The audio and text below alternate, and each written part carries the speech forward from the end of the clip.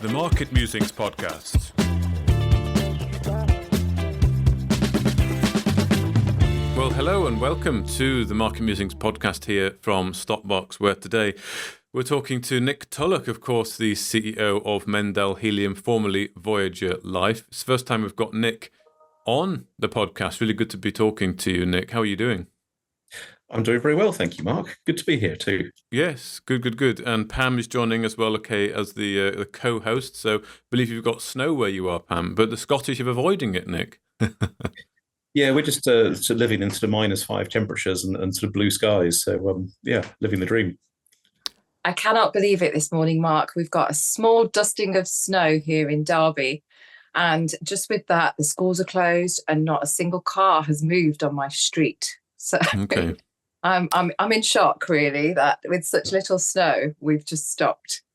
Yeah, okay. Well, there we go. I've not got snow here in the Netherlands. It's just very cold. I think similar perhaps to what you've got, Nick. So we'll see if it does indeed make its way over. But yeah, I'd say it's really good to be having you on the podcast, Nick, because of course we've spoken quite a bit in your role as CEO of Voyager Life and of course the role now as the CEO of Mendell Helium. But, let's get to know the man a bit more. We met in London at the Aquas Exchange just recently, and we were talking about the success you've had at Mendell and perhaps why that might be, the British charm. Who's this British chap who comes along, talks a bit funny, looks a bit funny, and does deals with big helium operators. So we can get learning a little bit about that. So, yeah, I mean, go back as far as you want, Nick, really, where you sort of, grew up, how you went to school, what you sort of studied at university. And, we'll sort of go from there, really. I mean, were you always, are you born and bred Scottish? Certainly bred Scottish, but actually I spent my childhood in Hong Kong. I moved out there when I was 1. So I have no memory of living in the UK as a very young child. We came back for holidays. And then when I was 9, I was sent to boarding school. And although my father was Scottish, I was sent to boarding school in England. In those days, I think it was not possible to get a direct flight from Hong Kong to London. You had to change in either Dubai or Bahrain. And I suspect my parents thought, he can manage one change of flights, but 2 to get him up to Edinburgh is going to be far too much. So I went to school in the south of England and stayed in the south of England until I was 18. I then actually did go back to Hong Kong. I worked for a stockbroking firm for a short time in a year out between school and university, and then went on and studied law at Oxford. So that's kind of how it all started. That's how it all started. So that's quite an interesting story. I would never have known that you were in Hong Kong, that you had part of your childhood. No, I didn't know that. No. Yeah, no. that's So Hong Kong, that was under the British rule as well that time. That was in the very colonial days. So I don't know, maybe sort of a tenth of the population were expats. I went to school in an international school where I had friends who were Australian and German and American and a lot of British, obviously. Yes, it's a very international community, but very colonial. And a lot of people ask me, well, how much can I speak of the local language? And the answer is I can count and I can swear, but which it gets you around to most things. But I did extra language lessons after school, and I guess just to prove how colonial it was, I learned French, and so did most of my mates. This is what the expat community did over in Hong Kong. No one learned Cantonese or Mandarin, but fast forward another sort of 10 or 20 or 30 years. All the kids are learning, Mandarin or one of the other Chinese dialects. Yeah, indeed. I had a chance to go to Hong Kong when I was about 15, 16, because my uncle was sort of a CEO who travelled around, basically going into telecommunications companies that were not doing too well and effectively turning them around. And one of his stints was in Hong Kong. But unfortunately, my mum was a little bit too scared to let me go at sort of 15, 16. So it was all kind of going to happen. But my uncle doesn't have children, and I think his sort of attitude of, he'll be fine, he'll get a taxi from the airport, put her off a little bit. So unfortunately, Hong Kong is not something I've been to, but it's on the list. I think a 16-year-old in Hong Kong is I don't think, from my point of view, absolute paradise, or a lot could go wrong quite quickly. Yeah. So, Nick, what was it that made you want to do law? Because you did it. You took it as a master's at no other than Oxford University as well. So I'd love to hear about your experience at Oxford University as well as why law. Well, why law? I had a very very attentive father who was very focused on careers and making sure that his children are well educated. And I think between the two of us, we worked out there was nothing I'd really learned at school that particularly interested me. And law, I think, was selected on the basis it was something a bit different. And I thought it sounded kind of interesting, and so I applied, and rather stunningly, they accepted me. So that was how I got into it. But I stuck with it actually. I did go on to qualify as a solicitor. I sort of moved on fairly quickly thereafter. But I mean, law at Oxford, or frankly anything at Oxford. I mean, I know it's a cliche, but it's a massive privilege. It is a truly wonderful place to be at university. And even though I only spent 3 years there, it still has I've got very fond memories of the place. Some of my best friends are people I met at the college I was at.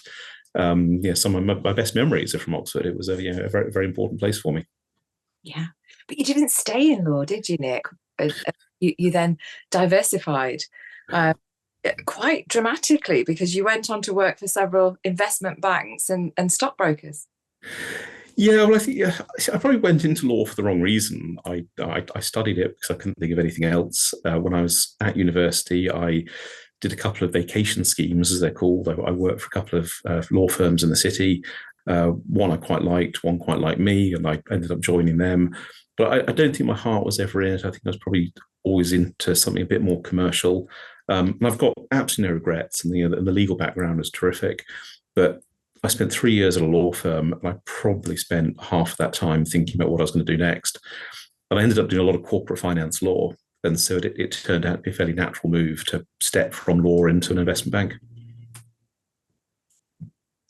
Well, how many years did you work in investment banking then? How long was that part of it? Sadly, I worked 20 years in investment banking. I'm going to sound like I'm very flighty. Having said I wanted to get out of law, I'd never really thought I'd spend 20 years in investment banking, and probably would have left a whole lot sooner if I thought of something better to do. But again, it was the good times and good experience. But I think I'm probably not a very good employee. I think I'm happier working for myself and being a bit more creative than working under the guidance of someone else. Yeah. Was it a high pressured environment? Was it quite a stressful environment? Yeah, it absolutely was. And I think the City of London has not changed a whole lot in the last 20 or 30 years. People work very long hours. The concept of professional advisory firms is that you're pretty much always on call. So I did several occasions where I literally worked right through the night, and then probably carried on working the next day as well. I remember probably in the early 2000s, I was given my first BlackBerry. You remember the old sort of phones that had a keyboard attached to them. The old ones. There's a joke in StockBox that I carried on using a BlackBerry until about 2 years ago because I loved it. Well, good for you. I mean, I think I had sort of the fastest thumbs in London. I'd sort of be typing away on the tube as I went home. But I thought the BlackBerry was this amazing privilege, and I was so proud of myself to have this BlackBerry. And then about 3 weeks later, you realise it doesn't matter where you are, what time of day it is, where you are in the world. People can reach you, and they know you've got the BlackBerry, and they know that if they email you, you're going to see that in the next couple of hours, and they'll be apoplectic if you don't answer. And this is the culture I think we've created, and mobile phones have carried on with that you're always on call. And if I go back to my father's generation, where it was a 9 to 5 or 9 to 6 type working day, now the working day doesn't really stop, and it's not unusual for me to get a call at 7 a.m. or a call at 10 p.m. People just expect you to be available. It's become a very different working style. A very interesting point. Yeah, sorry, very interesting. You as well with your with the companies you're involved in, which we'll talk about at the moment. Of course, you've got the time zones, haven't you? You've got backwards sort of 6-7 hours in the United States, forwards 11, 12 hours in Australia. So that's got to be a challenge as well, hasn't it, to sort of manage different time zones? Yeah, I tell all my friends I've completely mismanaged my career. Working in the UK, working for a business that's based in the States, working for a business that's based in Australia. I've completely destroyed any possibility of sleeping or having time off, because there's always, at any point of the day, there's always someone wanting something. Yeah. So in your past as investment bankings, did you do any stockbroking? Were you a broker as well, or was it more on the money management side? Never money management. I mostly worked in corporate finance, but the lines are blurred, and these are all sort of labels given to different types of bankers. So interchangeably, I could be an investment banker, I could be a financial advisor, I could work in corporate finance, I could be a stockbroker. Yeah, and I was probably all of those things to different clients who need different parts of the skill set according to their requirements. But mostly I worked for smaller investment banks. I did start at a very large bank. I started at what was then called Schroders, that then became part of the Citigroup business.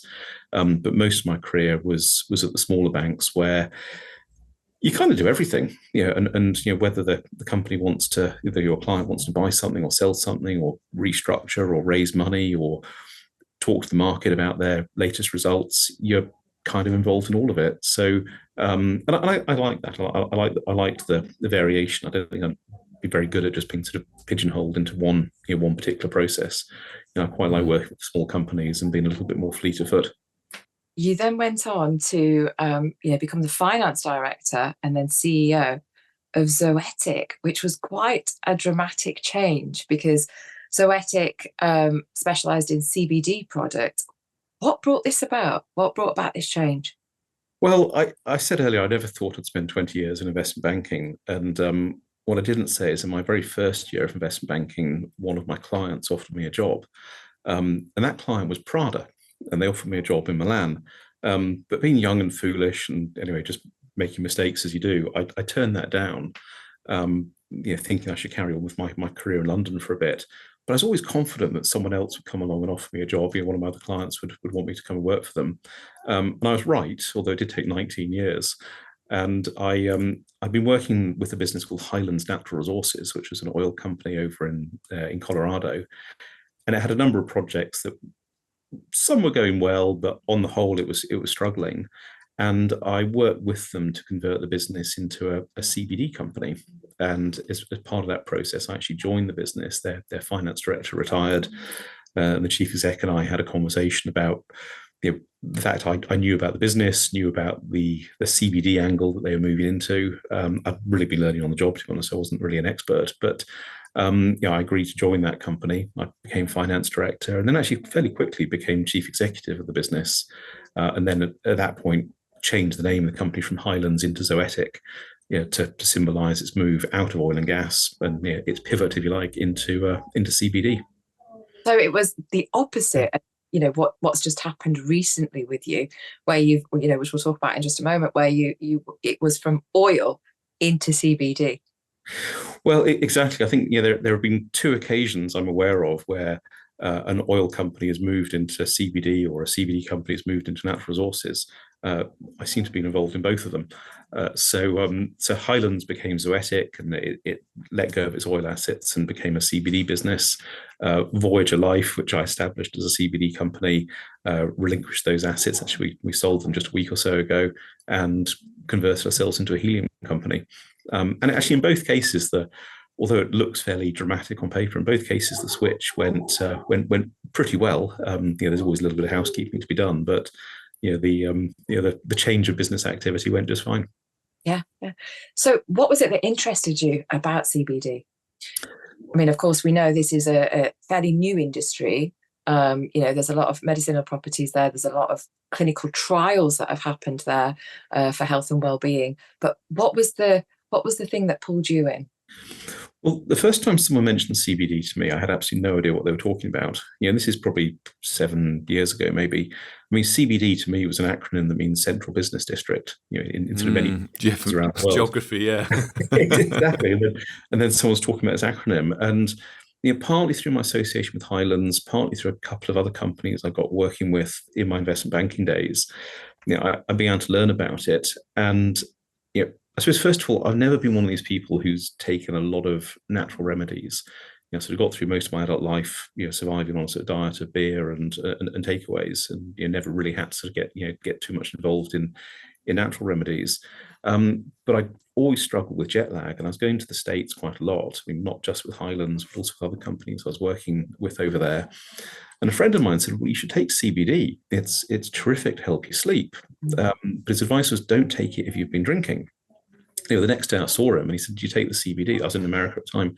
He said, "Did you take the CBD I gave you?" I said, "Well, I didn't, because we were in a wine bar at the time." He said, "Don't take it while you're drinking." He says, "No. What I mean is, don't take it if you had a lot to drink, because then you won't be able to assess whether it's worked. A glass or two is fine." The next night I took CBD and I didn't sleep all the way through. Again, I was in Colorado at the time. I didn't sleep all the way through, but I did sleep most of the night. And when I woke up, I got back to sleep fairly quickly. And I guess I'm quite an unusual person in that CBD worked for me very instantly. A lot of people's experience of CBD is you have to take it for a few days or a few weeks. But in my case, it had that instant reaction. And that got me really interested in I suppose, me and how it worked for me, and what the what the compound was all about. And this was all happening around about the time Highlands was getting into CBD, and just through I suppose a natural interest in as to why it had helped me.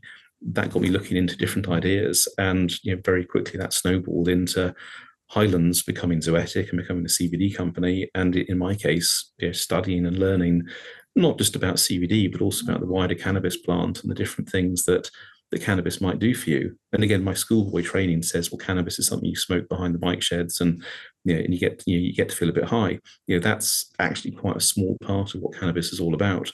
And as I learned through my time at Zoetic, there's a huge amount this plant could do. Yes, there is. And one of the things that we've spoken about beforehand is at Voyager, you also branched out into skincare as well, on how to use CBD topically. Is that right? It's exactly right. The theory around CBD oils, obviously the CBD movement began with edibles, so oils or gummies. Just as how I started with CBD, and it was about anxiety or stress, or in my case, sleep. Pain relief is another big use of CBD. One of the early things I did, this is in my Zoetic days, is I went to a CBD and hemp expo. It was down in Birmingham, actually. And I met someone who was producing CBD skincare, and they very proudly showed me their award-winning CBD hand cream. And they put some into the palm of my hand, and I could see the oil sort of pooling around the side of the cream. And I thought, if this is the best the CBD industry can do, there must surely be a better way of making high-quality CBD skincare. Yeah. So then I started learning about how CBD interacts with your skin, and without sort of going into a huge amount of detail, it has a number of antioxidant benefits, terrific for moisturizing. The list goes on. But I thought, well, actually, there's quite an interesting angle here where everyone else in the industry is going down oils and gummies. Why don't we? I did the same at Zoetic and also the same at Voyager. Why don't we start to create a skincare range, which can either be aimed at the beauty end, or it can be aimed at the sports end, or just general health and well-being. And that's always been my main interest in CBD. Partly because I like to be a bit different, but partly because I think it's an overlooked area in terms of what a new ingredient that could be added to traditional skincare products. And so, really for the last 6 years or so, I've been fascinated by the properties that CBD has for skincare. Well, it is a huge growing industry, whether it's for skincare, whether it's using it topically, or whether it's taking it internally for a range of, there's more and more science, more and more clinical trials happening every day, in fact, about, different things that it could be used for in terms of pain relief, and so on. So with it being such a growing industry, what was it, as you just mentioned, you've just sold the business. What made you want to transition on? Well, it's rather like giving away a child. I mean, I started Voyager from my dining room table to July and August 2020. So in the dark days of COVID, when we were all trapped in our houses, I left Zoetic. I wasn't able to get to the States, and so I sort of moved on from that business. And as we were, you're sort of trapped in your house, wondering what to watch on Netflix next. I began Voyager and initially began importing products from the States, very much working with people I've worked with at Zoetic. And then that business grew up into something far more substantial and was then manufacturing its own products and making products for other people.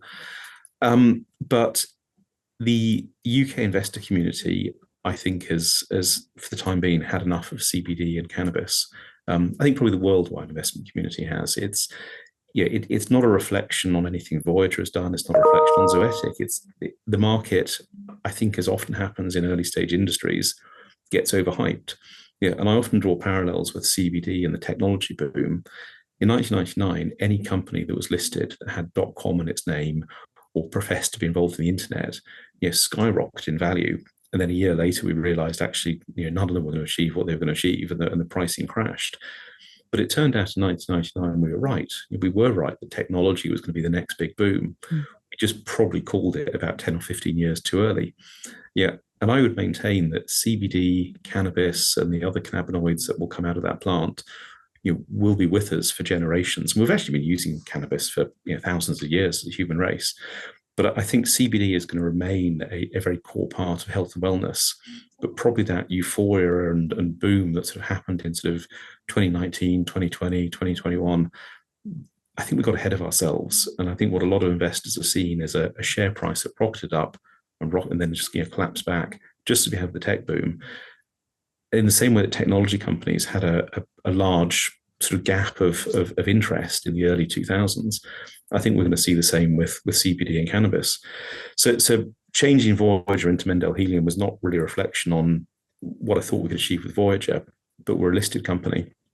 And with the burdens and the costs of being a listed company, I think Voyager was going to struggle under the ownership of the PLC. And the right move for shareholders, even though it is like sort of cutting off your left arm, the right move is to put Voyager into a business that's well funded, which is what we market and the global market is interested in. So it was just a better fit all around.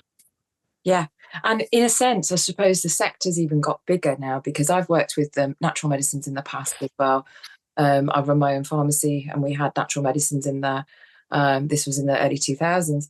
And since then, there's been a European directive, which a lot of the herbal medicine that was around, or, anthroposophic medicine, it stopped, it's gone. Yet we see this other industry emerging, where it is, of course, passing clinical trials and coming out medicinally. I used to make speeches about how cannabis has interwoven human history. And as recently as King Henry VIII's time in England, it was compulsory for every farmer to give up part of their field to grow hemp. Meanwhile, over in the United States, the first 4 presidents of the US had an involvement in the hemp industry. And this product that recently was seen as taboo because it was cannabis. Even now, people are sort of wondering if CBD is legal and is it going to get them high? Actually, just a few hundred years ago, this was not only mainstream in our society, but monarchs and presidents were fully involved in it. Wow! Yeah, amazing.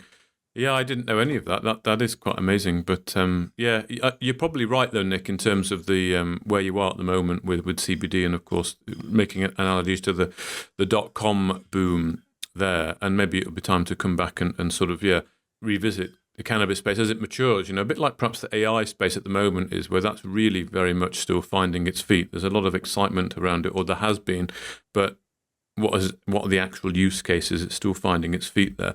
But you've sort of come really full circle, I suppose, haven't you? If you've gone from Highlands Oil, taking that into a CBD company, and then obviously into Zoetic and Voyager, coming back around into the mining and exploration space with a change of direction with Voyager, and of course the helium properties with Mendell. So, I mean, are you timing this perfectly, do you think, for the mining and exploration boom? Well, I suppose I hope so, but there's an element of the band getting back together. Mendell Helium is named after the founder, Paul Mendell, who was the chairman of Zoetic, the chief executive. Paul and I met when he was at Highlands and I was advising Highlands. So, whilst on the outside it looks like this CBD company has suddenly, shed its skin and become a helium company because that was the fad. Actually, this has been very considered. And before I set up Voyager, Paul and I, and also Eric Boyle, our chairman, set up a helium company. And the idea was for that helium company to prospect in Kansas. It didn't work. We looked at something entirely different to what Mendell Helium was doing. But the helium idea has been there in the background for quite some time. And when we took the decision to change Voyager and to sell the plant-based health and wellness part of the business, it was quite a natural decision to move into helium. it's, you can look at the price graphs. I mean, helium has been amazingly popular. People think of helium as going into balloons, but actually, that's probably, or lifting is probably the fourth most prevalent use of helium. Things such as defense, space, medical devices. That's where helium is really in demand, and there is no substitute. Many of the things around us, if you don't have a particular element or substance, there is a substitute. There is no substitute for helium, and so that's the real excitement of that industry. And what's your main, let's say, MO for Mendell Helium going forward? Then for investors, of course, we understand a bit about what you want to do on the ground with, of course, the agreement you've got with Scouts there. Really, it's to pump helium and then to go and drill exploratory wells and pump more helium. In terms of what you want to do for shareholders, I'm thinking back to perhaps your investment banking days when you were dealing with other people's money, presumably things you perhaps learned along the way. Looking after people's money, spending it wisely, investing it wisely. Anything you sort of learnt during your times as an investment banker and your vast years of experience in the capital markets here that you can apply to Mendell?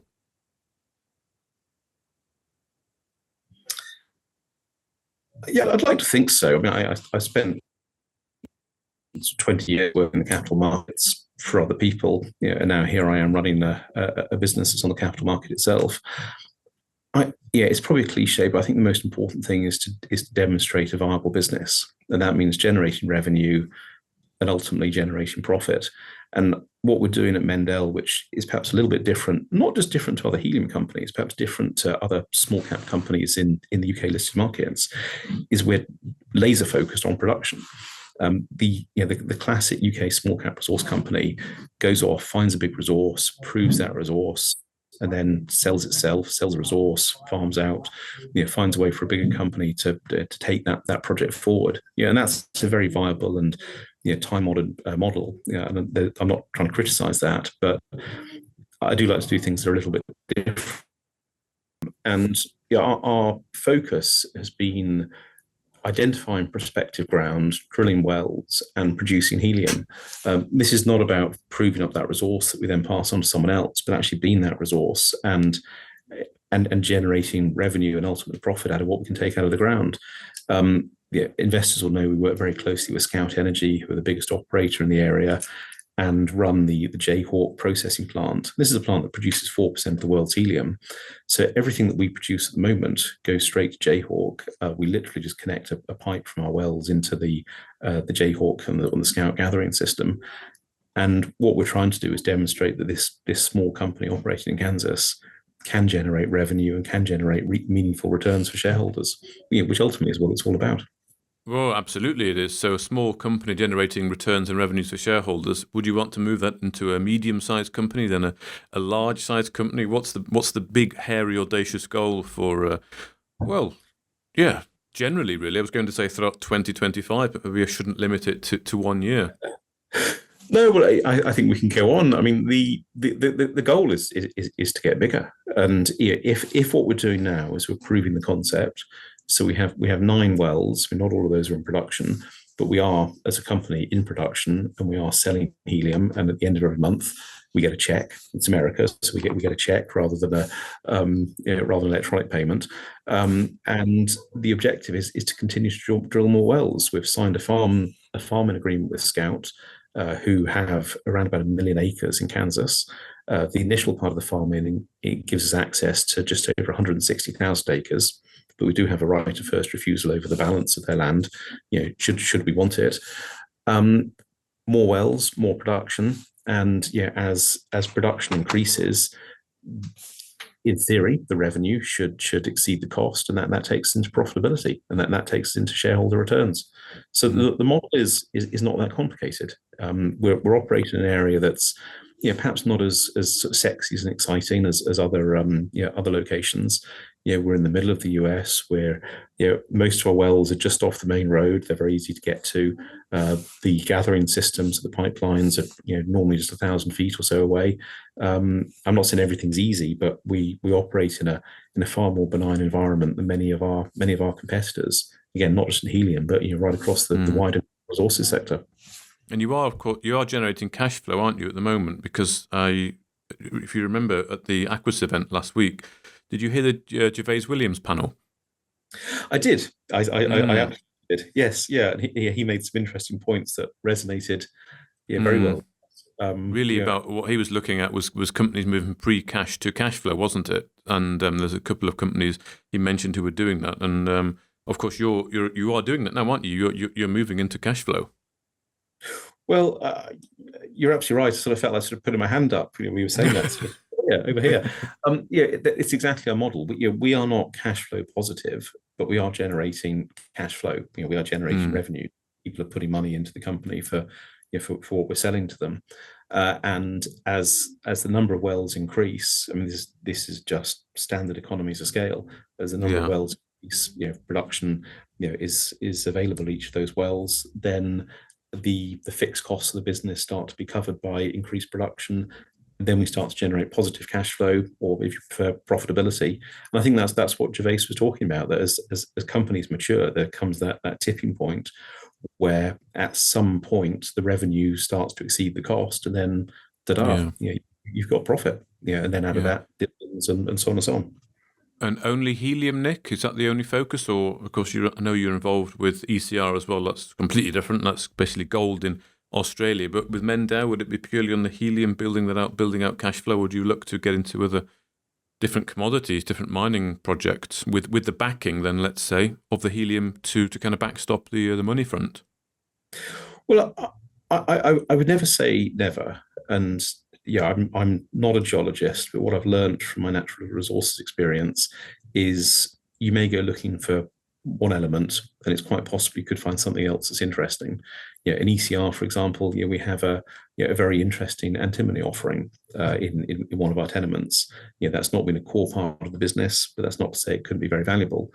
At Mendell, we take helium out of the ground as a gaseous mix. In that mix is methane. That has a value, although we actually swap that value for in return for no processing fees with Scout. There's also natural gas liquids. We're producing quite a lot of ethane at the moment. So just naturally in terms of what we're doing, we are going to produce other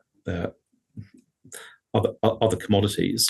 But I would never turn my back on an opportunity. And if it was the right thing for the company, the right thing for shareholders to move into something else, we'd certainly look at it. But what I would say is that at Mendell, we have got our hands full at the moment. We have been, it's a nice problem to have, but we have been very diligent at looking for opportunities and partners and new sites to drill. And we have, I would say, hugely exceeded our expectations in terms of the level of opportunity. I mean, particularly with that Scout farm-in, I never thought we'd get quite the amount of land or quite the amount of opportunity there. So we've got our hands full for the moment. So if Mendell ever moves into something else, it will probably be in a little while, because our focus has to be on the helium opportunities that are literally right in front of us at the moment. Excellent. Good. Excellent. Well, thank you, Nick. Pam, do you have anything else to add? I do have a little bit that I would like to pick Nick's brains on. So you mentioned, Nick, that you mentioned smartphones earlier, and you mentioned how we're literally on call right now with the way that we've evolved as a society by having these mini computers with us all the time. Of course, you were talking earlier about it originally coming in with the Blackberries, but you also mentioned that you work with projects in different time zones. So what does a typical working day look like for Nick Tulloch? Are you working long hours, or have you managed to strike that work-life balance? I would say maybe yes to both parts of the question. I do work long hours. I've worked long hours for most of my career. I'm probably far happier. I am far happier doing what I'm doing now than when I was working in investment banking, because I'm in control. And if I choose to take that phone call at 7 a.m. and if I choose to write an email at 10:30 at night, I'm choosing to do that to advance the businesses I'm involved in. My day starts early and my day finishes late. That's partly because of who I am and partly because of the different time zones I operate in. But I have 2 children. We seem to have lots of different pets at home as well. I'm pretty involved in my family life, and Yeah, I think my wife would probably say I don't spend enough time or don't commit enough time. Yeah, I think she's absolutely right. But I do make sure I have time to do things with my children. Whether that's us going away, or I don't know, my daughter and I going to the cinema this weekend. My son is very interested in martial arts. So, I went to his class last night. So in amongst those sort of 7 a.m. calls and those 10:30 emails, there is time in between. Maybe this is the advantage of having that smartphone, that you don't have to be in the office or at your desk to be working. It is possible to do things outside of the office and outside of office hours. And if you've got the tolerance and got the motivation, then I think it's entirely possible to live the life that I live. Wonderful. Well, thank you so much, Nick, for taking the time to speak to us today and sharing, with us some parts of your life and your lifestyle that we wouldn't normally get a chance to speak to you about here at StockBox. It's been a pleasure speaking to you. Yeah, indeed. And I didn't know you like to chop wood, Nick. I do agree. I don't chop wood enough, but it's very therapeutic. I know someone who does it quite regularly, and it is apparently very therapeutic. So do share any pictures when you're next out in the woods. I'm sure we'd love to see. It is therapeutic. It's good exercise, and it's probably a good release of stress because it has that element of art in it as well. Yeah. Indeed, it's a skill though, isn't it, to chop wood? I think you've got to make sure you get you're hitting the grain right, otherwise you can be there for hours. But totally once you've got the knack. And stacking the wood as well. It's all part of the process. But it is good therapy because you feel like you're making a contribution to the future heating of the house and keeping it tidy. And you get to sort of really thump something as well. Well, yeah, indeed. Well, maybe we can make an analogy to Mendell there, stacking the gains for shareholders, and making shareholders' hearts warm with future cash flow from Mendell. But no, thank you very much, Nick, for your time. Really good to have spoken to you today and learned, as Pam said, a bit more about you. And of course, we'll be speaking, I'm sure, as we go through developments at Mendell and of course at ECR as well. But thank you, Nick. Perfect. Thank you very much. Thanks for having me.